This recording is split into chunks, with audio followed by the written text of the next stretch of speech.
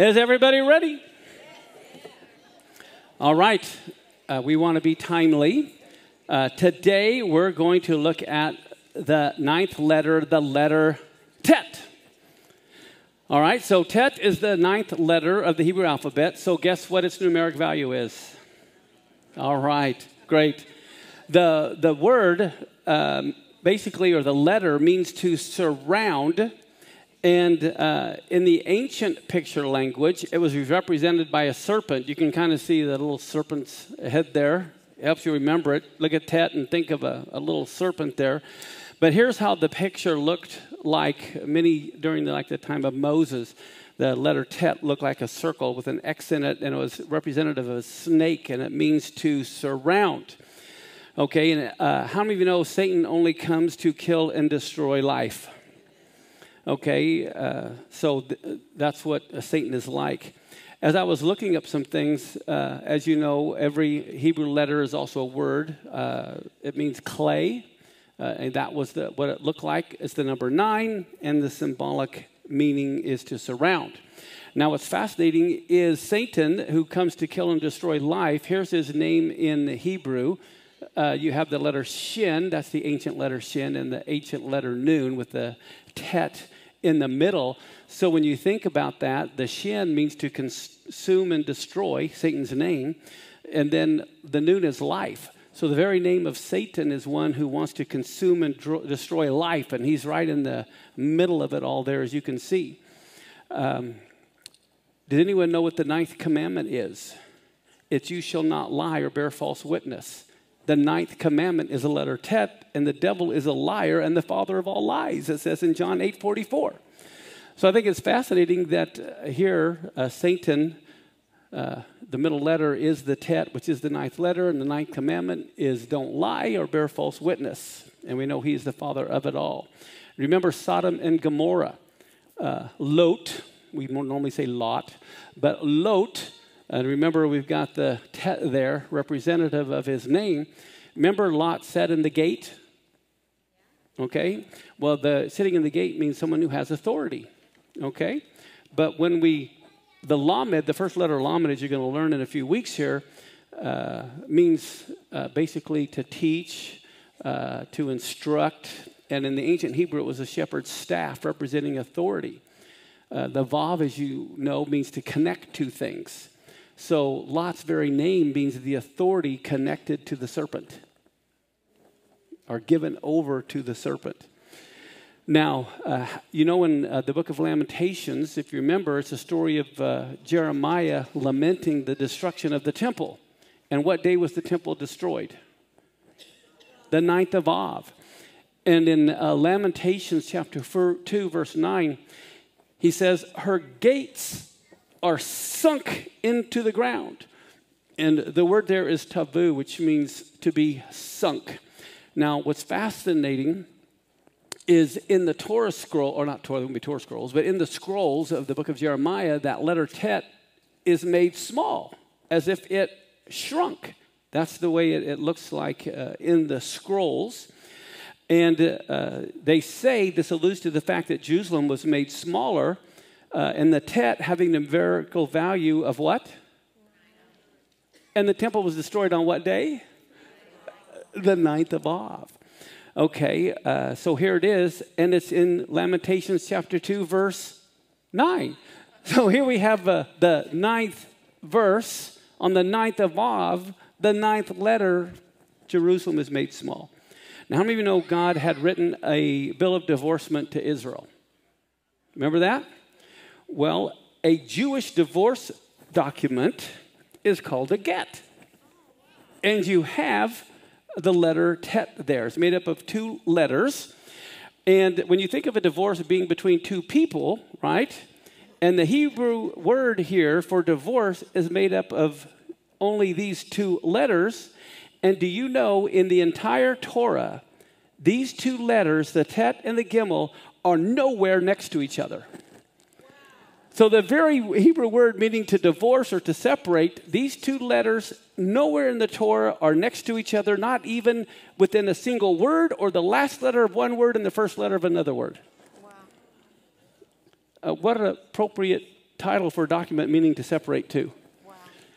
Okay, in the first set of tablets concerning the 10 Commandments given to Moses, every letter of the Hebrew alphabet appears except for the letter Tet in the 10 Commandments.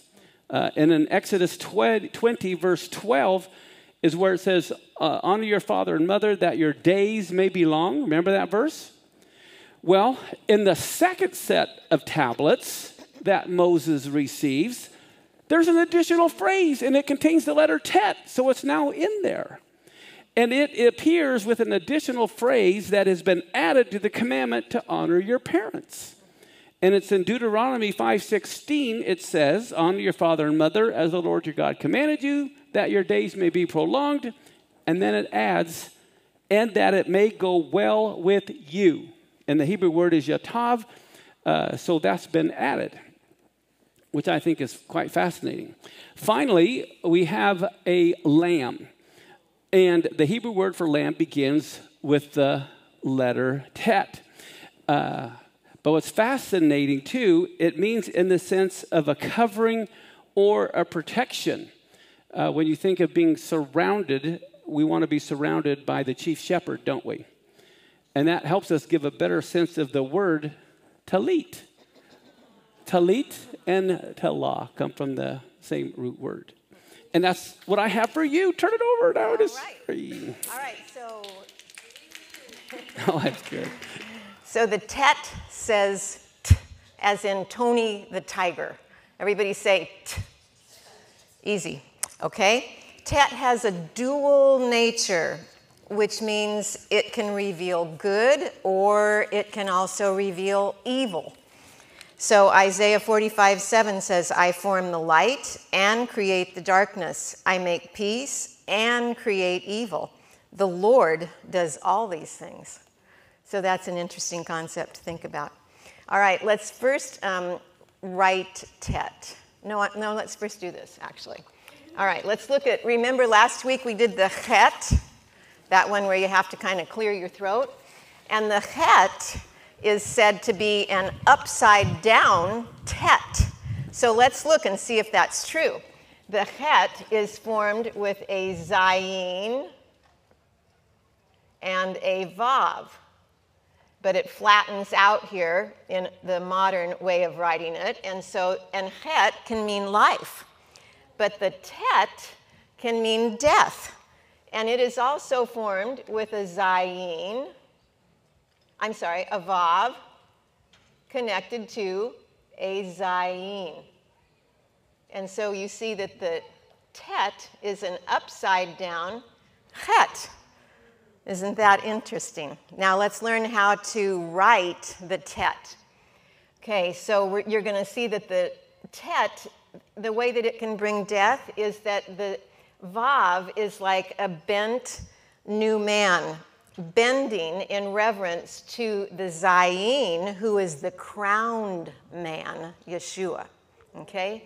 So let's write it. So here's the Vav. We're going to have this slight little hook. We're going to come down, and we're going to connect to the Zayin. Okay? We'll do it again. All right? So make the little hook, come down, connect it to the Zayin. And that's your letter Tet. Everybody got that? Need it to one more time? You good? All right. Now let's read some words that begin with Tet, and then I'm going to show you a fun way to practice your vowel points. All right? The first word we have up here, we have one vowel. What's this vowel going to say? O. So we have the T. Tov. Excellent. And that means good. Why did this word end with a V? There's no dot. And there's also no vowel. So you did it perfectly. All right, now here we have two dots that are going to say A, and we have the Vav with the belly button that has a tummy ache, ooh, remember? So you're going to say te, oot. Okay, te, oot, te, oot. It means sweeping. Okay, everybody understand why we say it like that? Does the the aleph make any sound of its own? No. And so the aleph is just going to say this sound. So it's going to be te-ut, te-ut. Got it? Raise your hand if you understand. Pretty good. Okay. I'm attached to this board here, so I'll go this way. All right, so let's do, okay, so what's one dot underneath going to mean? E. So it's going to be T-vul. And that's the lamed, it says L-ul. So let's do it again. T-vul. Do you see why the V makes the U sound with it? That's the only vowel there, so it's T-vul. And that means baptism. All right, let's do this one. It has the line under here and a line under here. So you're going to say ah and ah. So it's going to be ta, vu, ak. Now this is an exception. Normally we'd say ka, but when the chet is the last letter of a word with a patak, with the line underneath it, it's just going to say ak. Okay? So let's do it again. Ta, vuak. Ta, vuak. All right? And our last one we're going to read for today is both ah sounds, so easy. Ta, bach. Okay? Ta, bach. And that's, you see why it ends with the k sound? Everybody understands that? All right, now I want to show you something that's fun. At home, you can practice your vowel sounds over and over with, well, I'll just leave this up here. You can take a 3x5 card or a 5x7 card and write your Hebrew letters on each card. Underneath the letter, make 2 slits. And in those slits, you'll take a slip of paper and write your vowel points, okay? So remember, when you have 2 lines, 2 dots on top of each other like this, it's just going to say the sound of the letter. So what's that going to say? T. Exactly. Then you just slide it. Now what's it say? Now what's it say? Te. Now what's it say? Ta. Te. Ta. And so you just slide your vowel points back and forth under the letter, and you can practice. And it's a fun way to do it, easy way to do it, and it's great practice. So I encourage you to do that. All right? Any questions? All right, that's our fabulous Tet. Thank you.